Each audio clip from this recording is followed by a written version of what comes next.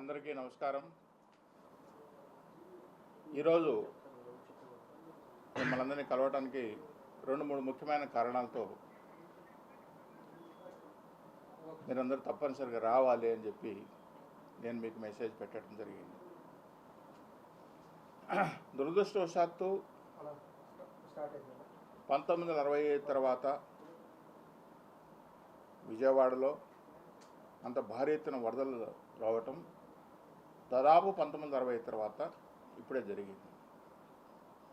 ప్రభుత్వం ఏర్పడి కేవలం 100 రోజులు కూడా కాకుండా ఈ పరిస్థితిలో, ఈ ఉపత్కరణ పరిస్థితిలో ఇలాంటి ఒక దురదృష్టమైన సంఘటన జరగటం, కొంత ప్రాణ నష్టం, చాలా ఆస్తి నష్టం, ఇవన్నీ జరిగిన మాట వాస్తవమే. ఇక్కడే చంద్రబాబు నాయుడు గారి ఆయన అనుభవం, ఆయన అనుసరించిన తీరు విధానం మనం ఆలోచన చేస్తే ఈ వరదలు ఆయన కాకుండా వేరే వాళ్ళ ప్రభుత్వంలో వచ్చింటే ఈ రాష్ట్ర పరిస్థితి ఏమవుతుంది, ఏమైండేది అని భారతదేశంలో ఉన్న చాలామంది రాజకీయ నాయకులు కలిగిన సందేశం. ఎందుకు చెప్తున్నాను ఈ మాట అంటే, ఆ నీళ్ళలో తిరిగినాడనో, బుల్డోజర్ ఎక్కాడనో, ట్రాక్టర్ ఎక్కాడనో కాదు. రాత్రి 2 గంటల వరకు 3 గంటల వరకు కూడా ఒక కలెక్టర్ ఆఫీస్లో పనిచేసి మానిటర్ చేసి 2 గంటలకు వెళ్దాం, 3 గంటలకు వెళ్దాం, బయటకు వెళ్దాం, ఎక్కడ ప్రజలు ఎలాంటి ఇబ్బందులు పడుతున్నారు. గతంలో ఆయన ప్రభుత్వం వచ్చినప్పుడు 2014 సంవత్సరంలో హుదూదు తుఫాన్లో వచ్చినప్పుడు ఏ విధంగా చేసే దానికంటే కూడా కొన్ని 10 రెట్లు ఎక్కువగా ఆయన కష్టపడటం. మొట్టమొదటిసారిగా భారతదేశ చరిత్రలో చూస్తే ఎంత ఉధృతంగా వరదలు వచ్చాయో అంత ఉధృతంగా కూడా ప్రజలు స్పందించి ఈ రాష్ట్రమే కాదు పక్క రాష్ట్రాల నుంచి, పక్క దేశాల నుంచి కూడా సహాయ చర్యలు ఇవాళ కూడా కొనసాగుతున్నాయంటే ఆయనపై నమ్మకం, ఈ రాష్ట్రాన్ని తిరిగి గాడిలో పెట్టగలుగుతాడని ఏకైక నమ్మకంతో ఆ విధంగా స్పందన రావడం జరిగింది. కేరళలో కూడా ఇటీవల తుఫాన్లు వచ్చాయి, కానీ ఇంత ఉధృతంగా విరాళాలు వచ్చిన సందర్భం లేదు. కేరళలో వాళ్ళకున్న అడ్వాంటేజ్ ఎక్కువ విదేశాలు సెటిల్ అయిన వాడు ఉన్నా కూడా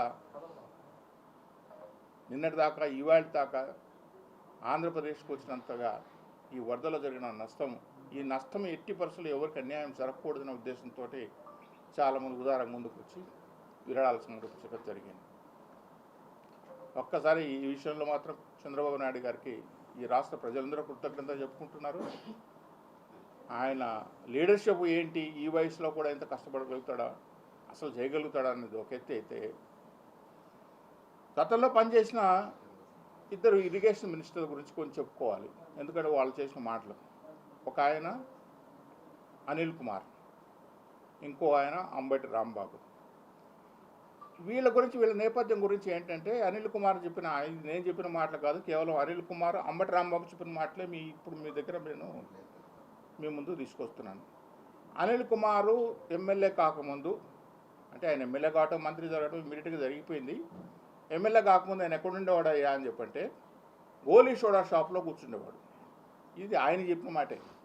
గోలీ సోడా షాప్లో కూర్చొని కాలం గడిపేవాడు, కాలక్షేపం చేస్తున్నాడు. గోలీ సోడా షాప్లో కూర్చున్న వ్యక్తి ఈ ఇరిగేషన్ మంత్రి అయిన తర్వాత ఇరిగేషన్ గురించి ఇవాళ ఆయన మాట్లాడుతున్నాడు. ఇది చంద్రబాబు తప్పు చేశాడు, మేము బుడిమర ప్రాజెక్టు మేము అన్నీ అది కట్టాము, ఇది కట్టాము, ఇవన్నీ మేము చేసినట్టువి. అసలు నువ్వు గోలీ సోడాలు అమ్ముకుండేవాడు, ఈ గోలీ సోడాల షాప్లో కూర్చుండేవాడు, నువ్వు ఇరిగేషన్ గురించి అంత పెద్ద సబ్జెక్ట్ గురించి మాట్లాడుతానంటే అర్థం లేకుండా టీవీల కోసం మాట్లాడటమో, రాజకీయ విమర్శలు చేయడం కోసం విమర్శ చేయడం పద్ధతి కాదు. ఇంకో ఆయన అంబటి రాంబాబు స్వయంగా ఆయనే ప్రకటించినాడు, నాకు ఇరిగేషన్ గురించి ఏమీ తెలియదు. ఒక్కసారి ఎమ్మెల్యే అయ్యాడు, ఏపీఎస్ చైర్మన్ అయ్యాడు, అడ్డమైన పనులన్నీ చేశాడు, అడ్డంగా దొరికిపోయాడు, అన్నీ ఉన్న అతను ఇరిగేషన్ గురించి మాట్లాడతాడు. అసెంబ్లీలో సాక్షాత్తు వాళ్ళ నాయకుడు, అధినేత పోలవరం ప్రాజెక్టు పైన కానీ, రాష్ట్రంలో ఇరిగేషన్ ప్రాజెక్టు ఏదైనా కానీ దానిపైన చంద్రబాబు నాయుడు గారి క్లాస్ పీకుతాను అని చెప్పిన పెద్ద మనిషి, మరి నిన్న బుడిమర ప్రాజెక్టు కానీ ఇంత జరిగినప్పుడు కానీ, తుంగభద్ర ప్రాజెక్టులో గేట్లు పోయినప్పుడు కానీ నువ్వు అంత క్లాస్ పీకుతానంత అనుభవం అని జగన్మోహన్ రెడ్డి గారు, నువ్వు ఆ కన్నయ్య నాయుడు బదులు నువ్వే గేట్ ఇట్లా పెట్టాలి అని చెప్పి చెప్పిండొచ్చు కదా, నీ అంత క్లాస్ పీకుతానంత అనుభవం ఉండేవాడివి. ఈ ఊకదంపుడు మాటలు, ఏదో మాట్లాడటము, మళ్ళీ ముద్దుల కార్యక్రమం స్టార్ట్ చేయటం. ఆ కర్మ ఏందో ఆ ముద్దులు ఆడవాళ్ళకే పెడతాడు, మగవాళ్ళకి పెట్టాడు. మగవాళ్ళకి ఎందుకు ముద్దులు పెట్టడం నాకైతే అర్థం కాదు. మళ్ళీ అలర్జీనో ఇష్టం లేదో ఎందుకో తెలియదు. ముస్లిం ముతుకు అంత కూడా తలపై చేయబెట్టడం, మళ్ళీ చేయబెట్టే కార్యక్రమం స్టార్ట్ చేశాడు, మళ్ళీ ముద్దుల కార్యక్రమం స్టార్ట్ చేశాడు. సరే, ఇరిగేషన్ ప్రాజెక్ట్ గురించి ఇవన్నీ మాట్లాడుతూ అమరావతి అనేది మునిగిపోయింది, అమరావతి ఇంకా లేదు, రకరకాల ప్రచారాలు ఎన్ని చేసినా ఈ దేశం అంతా గుర్తించింది ఈ చేసిన తప్పుడు ప్రచారాలు. ఇతను చెప్పింది ఒక ఎత్తు అయితే, ఇదే చంద్రబాబు నాయుడు గారు గత అధికారం 2014-19లో ఉంటే పోలవరం ప్రాజెక్ట్ ఆయన వేసిన కాంట్రాక్ట్కి వరల్డ్ గిన్నీస్ బుక్లో రికార్డ్ అయింది. వరల్డ్ గిన్నీస్ బుక్లో ఒక్కరోజు రాత్రిలో ఇన్ని స్క్వేర్ క్యూబిక్ మీటర్స్ కాంక్రీట్ చేసిన ప్రాజెక్టు లేదు, అది కేవలం పోలవరము, అది చంద్రబాబు నాయుడు అధ్యయనంలో జరిగింది. గిన్నీస్ వరల్డ్ బుక్లో జరిగిపోయింది. నువ్వు ఆయన క్లాస్ పీకుతానంటావు. జనాలు నీ క్లాస్ స్పీకర్ పంపించారు, అయినా నీకు సిగ్గు మానం ఏమాత్రం లేదు. మళ్ళీ మాట్లాడుతున్నాం, మళ్ళీ మనం అధికారంలోకి వచ్చేస్తామని చెప్పి సిగ్గులేదు మనం. కాబట్టి ప్రజలు గమనించాలని కూడా కోరుకుంటున్నాను. ఇక ఇటీవల ప్రచారమైనటివి తిరుమల తిరుపతి దేవస్థానం సున్నితమైన అంశం అయినప్పటికీ ఒక పాలక మండలి సభ్యుడిగా పనిచేసిన నా అనుభవం వీటన్ని దృష్టిలో పెట్టుకొని కొన్ని విషయాలు కూడా చెప్పాల్సిన అవసరం ఉంది. నిన్న ముఖ్యమంత్రి చంద్రబాబు నాయుడు గారు గతంలో లడ్డు నాణ్యత బాగా తగ్గింది. లడ్డు నాణ్యత తగ్గడానికి ముఖ్యమైన కారణం నెయ్యి.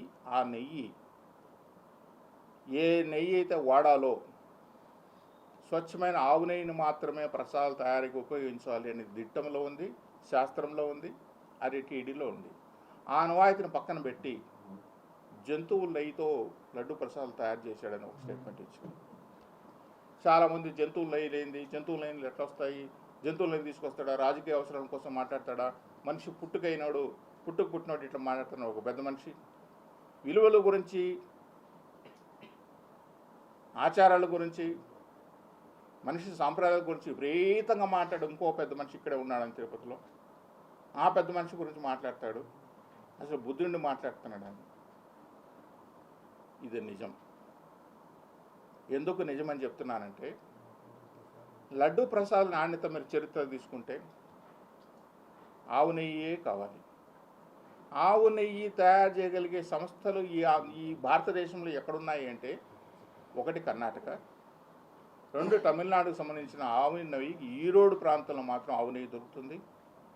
3 ఆంధ్రప్రదేశ్కు సంబంధించినంత వరకు ఒకప్పుడు చిత్తూరు డైరీ పల్మనరీ బెల్ట్ ఆవు నెయ్యి కాబట్టి అక్కడ దొరికేది. చిత్తూరు డైరీ మూసిపోయిన తర్వాత విశాఖపట్నంలో ఆవు నెయ్యి బెల్ట్ కొంచెం దొరుకుతుంది. ఈ 3 వదిలేస్తే పంజాబ్లో దొరుకుతుంది ఆవు నెయ్యి. ఈ 4 ప్రాంతాల తప్ప భారతదేశంలో ఆవు నెయ్యి దొరికే ప్రదేశమే లేదు. కానీ పంజాబ్ ఎందుకు రావట్లేదంటే, పంజాబ్ నుంచి ఇక్కడ ట్యాంకర్ వచ్చి 3 ట్యాంకర్ వాపస్ అక్కడికి వెళ్ళి పోవడానికి లాజిస్టిక్స్ వర్కౌట్ గారు పంజాబ్ రావట్లేదు. ఇంకా ఈరోడు విశాఖపట్నం ఉండే ప్రాంతంలో వాళ్ళ దగ్గర ఆవు నెయ్యి కొంచెం ఉన్నా తిరుమల తిరుపతి దేవస్థానానికి సంబంధించినంత క్వాంటిటీ సప్లై చేయలేము కాబట్టి వాళ్ళు కూడా ముందుకు వెళ్ళకపోయిన సందర్భం. ఎక్కడ విశాఖపట్నం కానీ ఈరోడు కానీ. ఇంకా ఉండేది పుష్కలంగా ఆవు నెయ్యి దొరికే ఏకైక సంస్థ ఏదైనా ఉందంటే కర్ణాటక కోఆపరేటివ్ మిల్క్ ఫెడరేషన్. అది ప్రభుత్వ సంస్థ. దానికి ఎండీ కూడా ఐఏఎస్ ఆఫీసర్ ఉంటాడు, గవర్నమెంట్. చాలా ఏళ్ల పాటు వాళ్ళ దగ్గర నుంచి నెయ్యి కొంటాం. నెయ్యి శ్రేష్టత, ఎందుకంటే గవర్నమెంట్ సంస్థ కాబట్టి వాళ్ళు కూడా అన్ని టెస్టులు అన్నీ చేసి పంపించడం జరుగుతుంది. దురదృష్టవశాత్తు ధర్మారెడ్డి ఒక పెద్ద మనిషి వచ్చిన తర్వాత, అధికారి వచ్చిన తర్వాత, ఆయనకున్న పైరవీలతోనూ ఆయనకున్న పరిచయాలతోనూ ఆయనకు కావాల్సిన మనుషులకు కట్టబెట్టడం కోసం ఏం చేశారంటే, టెండర్ ప్రొసీజర్లో కూడా ఏముంటుందంటే, ఆవు నెయ్యి సప్లై చేసే వాళ్ళకి రోజుకి ఇన్ని లక్షల మీటర్లు ఆవు పాలు తీసుకొచ్చి ప్రాసెస్ చేసే ఒక వ్యవస్థ ఉండాలి. అంత వ్యవస్థ తయారు చేసి వెన్న తయారు చేసే అవకాశం ఉండాలి. ఆ వెన్నని ఇన్ని డిగ్రీస్లో కాల్చే అవకాశం ఉండాలి. ఆ వెన్నను నెయ్యిగా ఇవ్వాలి అనేది టెండర్ కండిషన్స్ కూడా ఉంటుంది. మరి ఈయనేం చేశాడంటే, ట్రేడర్స్ని తీసుకొచ్చాడు. కొంతమంది ట్రేడర్స్ని తీసుకొచ్చి, ట్రేడర్స్ కూడా మేము అంటే కర్ణాటక మిల్క్ ఫెడరేషన్ ప్రభుత్వ సంస్థ కాబట్టి ప్రభుత్వ సంస్థకు వాళ్ళకున్న వాళ్ళే లాభాల కోసమో లేకపోతే ఇంకేదో పెట్టడం కోసమో పైరవీల కోసమో చేయరు. వాళ్ళకు వచ్చినా రాకపోయినా ఆ ప్రభుత్వ సంస్థ దానికి దేవస్థానానికి ఇచ్చినామని చెప్పి. ఇంకొకటి, ఇక్కడ కట్టిన ట్యాంకర్లు కూడా వాళ్ళే కట్టారు. కర్ణాటక కోఆపరేటివ్ మిల్క్ ఫెడరేషన్ వాళ్ళే దేవస్థానం సంబంధించిన ట్యాంకర్లు కట్టింది కూడా వాళ్ళే. ఆ విధంగా స్వామి సేవలు, ఎందుకంటే మైసూరు సంస్థానం వాళ్ళదే కాబట్టి, కర్ణాటక చౌల్టీ వాళ్ళదే ఉంది కాబట్టి ఈ దేవస్థానానికి వాళ్ళకి అనుసంధానం అయింది కాబట్టి కర్ణాటకకు కృష్ణదేవరాయల పీరియడ్ నుంచి కూడా స్వామికి సేవలు. ఈ రోజు కూడా మొదటి నైవేద్యం మైసూరు మహారాజా కర్ణాటక చౌల్టీ నుంచి వస్తుంది కాబట్టి ఆ సంబంధాన్ని కంటిన్యూ చేయాలనే ఉద్దేశంతోనే ఇన్నాళ్ళ పాటు వాళ్ళకు కర్ణాటక నిలిపెట్టారు. ఆ సంస్థను పక్కకు నెట్టేసి ఆల్ఫాని ఇంకొకటిని కొన్ని ట్రేడర్స్ని తీసుకొచ్చారు. సరే, మీరు చెప్పిన కండిషన్స్ ప్రకారం ఇన్ని లక్షల ఆవు పాలు ఉత్పత్తి చేయగలిగే సామర్థ్యం కావాలి, ఆవు పాలు ఉత్పత్తి చేయగలిగి మనం వెన్నగా కన్వర్ట్ చేసే సామర్థ్యం ఉండాలి, దాన్ని మనం నెయ్యిగా ఇన్ని డిగ్రీస్ టెంపరేచర్ చేయగలిగే సామర్థ్యం ఉండాలని చెప్పి మీరు కండిషన్ పెట్టినా అవన్నీ పక్కన పెట్టేసి ట్రేడర్స్ దగ్గర తక్కువ రేటుకి వచ్చాడు. సరే, ఆ ట్రేడర్కి ఎట్లా వచ్చింది నెయ్యి? ఇప్పుడు ఆల్ఫా అనే ఒక సంస్థ ఢిల్లీలో ఉంది. కర్ణాటక నుంచి ట్యాంకర్ కావాలంటే 4 గంటలు 5 గంటలు 6 గంటల లోపల ఇక్కడికి ట్యాంకర్ రీచ్ అయిపోతే కొండకు నెయ్యి అవసరం అవుతుంది. ఒక ఢిల్లీ నుంచి ఒక ట్యాంకర్ రావాలంటే 8 రోజులు 7 రోజులు పడుతుంది. మరి ఆల్ఫా సంస్థకు ఇంత నెయ్యి ఎక్కడి నుంచి వచ్చిందంటే విదేశాల నుంచి బటర్ ఆయిల్ ఇంపోర్ట్ చేసుకునేవాళ్ళు. బటర్ ఆయిల్ అంటే నెయ్యి కంటే ముందు తయారు చేసే ముందు మనం ఇంతకుముందు మీకు చెప్పినట్లు వెన్న. ఆ వెన్న 2 రకాలుగా వెన్న, గేదె నెయ్యి ఉంటుంది, ఆవు నెయ్యి ఉంటుంది, జంతువుల నెయ్యి ఉంటుంది, రకరకాల నూనెలన్నీ ఉంటాయి.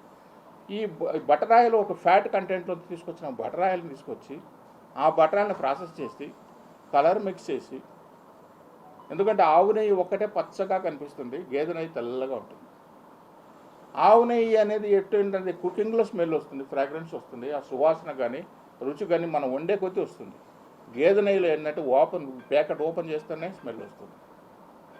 ఈ ఆవు నెయ్యి కోసం పచ్చగా ఉండటం కోసం ఏంటి కలర్ కలిపి బయట నుంచి బటర్ ఆయిల్ ఇంపోర్ట్ చేసుకొని విదేశాల నుంచి ఆ నెయ్యిని తీసుకొచ్చి కొన్ని ఏళ్ళ పాటు దేవస్థానం సప్లై చేశారు.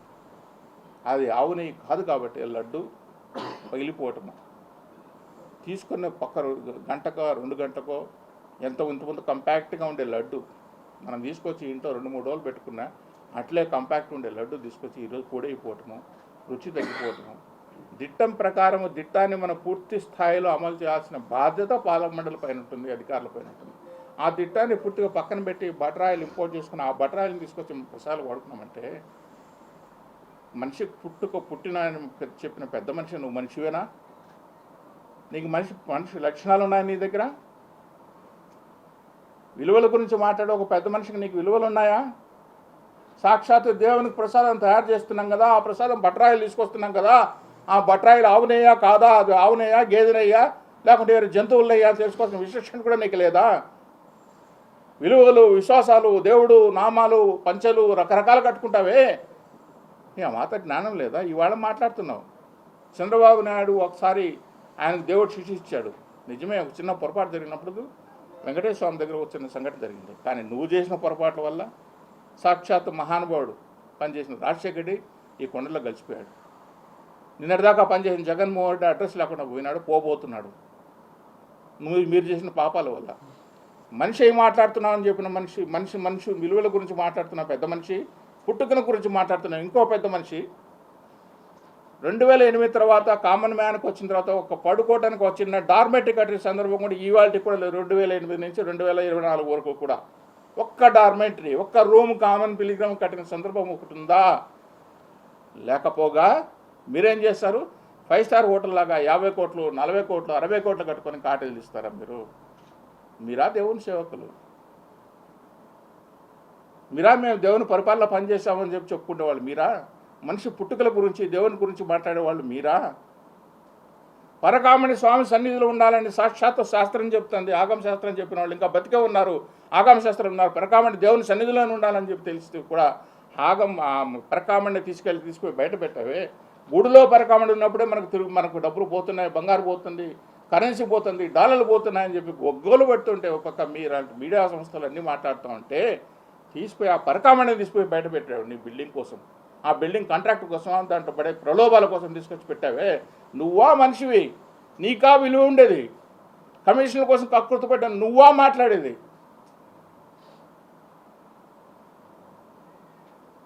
ఇవన్నీ ఒక ఎత్తు అయితే, అన్నదాన ప్రసాదాల గురించి నేను వెళ్ళా ఈవో దగ్గరికి. అయ్యా, ఒక గంట సేపు మీతో మాట్లాడాలి. అన్నదాన ప్రసాదాలు చాలా ఇదిగా ఉన్నాయి. మీరు అన్నదానం ఇంత ముందు తీసుకొచ్చేప్పుడు మేము నూకలు లేకుండా, మాయచర్ లేకుండా, ఫారిన్ మెటీరియల్ అంటే ఒడ్లు, రాళ్ళు, రప్ప ఇవన్నీ లేకుండా చాలా నీట్గా తీసుకొచ్చాం. 5 స్టార్ హోటల్లో ఏ విధంగా భోజనం ఇస్తున్నామో అలాంటి భోజనం మనం పెట్టాలి. అంత రేటు మనం ఇస్తామంటే కూడా ఇదేం కర్మండి? 14% పాయించారు, 15%. 100 కేజీలు బస్తాలకు నేను డబ్బులు ఇస్తే నాకు రైస్ వచ్చేది 75 కేజీలు వస్తుంది. 25 కేజీలు నేను డబ్బులు అనవసరంగా అటువన్నీ కట్టిస్తున్నామండి, మార్పులు చేయాలండి అని చెప్తే మీరేం చేశారు? దాన్ని తీసుకొచ్చి రైస్ మిల్లర్స్ అసోసియేషన్ దగ్గరికి కొంటామండి. ఏం ఊరికి ఇస్తున్నారు రైస్ మిల్లర్స్ అసోసియేషన్? ఆ రైస్ మిల్లర్స్ అసోసియేషన్ దగ్గర తీసుకొచ్చి వాడు ఏమి ఇస్తే అది తీసుకొని ఈ రోజు కూడా వండుతున్నాడు. ఎట్లా వస్తున్నాయండి క్వాలిటీ రైస్ మిల్లర్స్ అసోసియేషన్ దగ్గర? ఏం రైస్ మిల్లర్స్ దగ్గర కొన్నాను మీకు చట్టం చెప్పిందా? యాక్ట్లో ఉందా? మంచి రైస్ తీసుకోండి, ట్యాబ్కి పంపించండి, నూకలు ఉండకూడదు, నూకలు లేని రైసు, తేమ లేని రైసు, ఫారిన్ మెటీరియల్ లేని రైస్ కావాలని చెప్తే ఒక గంట కూర్చొని చెప్పొచ్చారు. చాలా ప్రక్షాళన తిరగాలండి. సీఎం గారు చెప్పారు తిరుమల నుంచి ప్రక్షాళన తిరుగుతుంది. ఒక ప్రక్షాళన తిరగలేదు. కొండకెళ్ళి జేవు గారిని కలిసి వచ్చాను. అయ్యా, మహాలఘు దర్శనం అనేది మహాపాపం. ఇన్నేళ్ల చరిత్రలో మహాలఘు దర్శనం ఒక దుర్మార్గుడు చేసి పెట్టిపోయాడు. ఇక్కడ మహాలఘు దర్శనం అనేది 60 అడుగులని దర్శనం చేసి 120 మంది నిమిషానికి ఒక పక్క నెట్టడం, ఒక పక్క లాగటం జరుగుతూ ఉంటే వాళ్ళకి ఫ్రస్ట్రేషన్ నాకు ఎందుకు ఉంటుందండి? లఘు దర్శనం మేము ఉన్నప్పుడు కూడా చేసాము. అప్పుడు 70,000 80,000 మంది వస్తున్నారు. నేను వీఐపీలకు లఘు దర్శనం పెడతాను అన్నాడు. పెట్టండి. వీఐపీలకు ముందు తీసుకెళ్ళి కులశేఖర్ పెడుగు పెట్టమని నేను చెప్పట్లే. ప్రతి ఒక్కళ్ళు జైవిజుల వరకే వెళ్ళాలి. భారతదేశంలో ఏ గుడి ఉన్నా ఇంతవరకు జైవిజుల నుంచి దర్శనం చేసిన గుడి ఒకటి చూపించండి. భారతదేశంలో ఏ హిందువు అయినా సరే జైవిజుల నుంచి దర్శనం చేసిన గుడి ఒకటి ఉందా? అలాంటిది సాక్షాత్ విష్ణుమూర్తి కొలువైన ఇక్కడ వెంకటేశ్వర స్వామి దగ్గర 60 అడుగుల నుంచి దర్శనం చేసి పంపిస్తున్నావు. ఇంతకంటే పాపం ఒకటి ఉందా? ఆ పాపం అనుభవించావు కదా ధర్మారెడ్డి నువ్వు. ఆ పాపం నీకు జరిగింది కదా. ఇంకా సిగ్గు లేకుండా మాట్లాడుతున్నానంటే మీరు మనుషులా? మీకు మనిషి పుట్టుకుందా? మీకు 60 అడుగులు దర్శనం చేసి పంపించడం ఎంత ఘోరం అది. అది వద్దయ్యా, లఘు దర్శనం చేయించండి అయ్యా అని చెప్పాను. చంద్రబాబు నాయుడు కూడా వేడుకున్నాను, మీడియా ద్వారా వేడుకున్నాను. లఘు దర్శనం వద్దండి, మహాలఘు దర్శనం వద్దండి, లఘు దర్శనం చేయించండి ప్రతి ఒక్కళ్ళకి కూడా. అదే చెప్పాను. అయ్యా, లడ్డు క్వాలిటీ నాణ్యత పోతుంది అంటే లేదు, మేము కేఎంఎఫ్ తీసుకుంటామని చెప్పాను. ఇప్పుడు ఈవేళ జరుగుతున్నాయి, ఈవేళ వరకు జరుగుతుంది. కేఎంఎఫ్ కర్ణాటక మిల్క్ ప్రొడక్ట్ తీసుకుంటామని చెప్పినా మళ్ళీ ఢిల్లీ సంస్థ తీసుకుంటుంది. ఇవాళ కూడా ఢిల్లీ సంస్థ దగ్గర 65% తీసుకుంటే కేఎంఎఫ్ 35% తీసుకుంటున్నాం. ఇదే మోసం. ఎందుకు ఇవన్నీ? ఎవరిని తృప్తిపరచడం కోసం? ఎవరిని మీరు ఎవరికి అనుసరణలో పట్టడం కోసమో, ఎవరిని మీరు మన్నన చేసుకోవడం కోసం ఇవన్నీ చేస్తున్నారు. ఎక్కడ నెయ్యి బాగుంటే, ఎక్కడైతే మన లడ్డు క్వాలిటీ బాగుంటుందో అక్కడ తీసుకోవాలా. అదే రేటుకి ఇస్తున్నప్పుడు మళ్ళీ ఢిల్లీ సంస్థ దగ్గర తీసుకోవటం ఎంతవరకు దీంట్లో సమంజసమో అధికారులు ఆలోచన చేసుకోవాలి.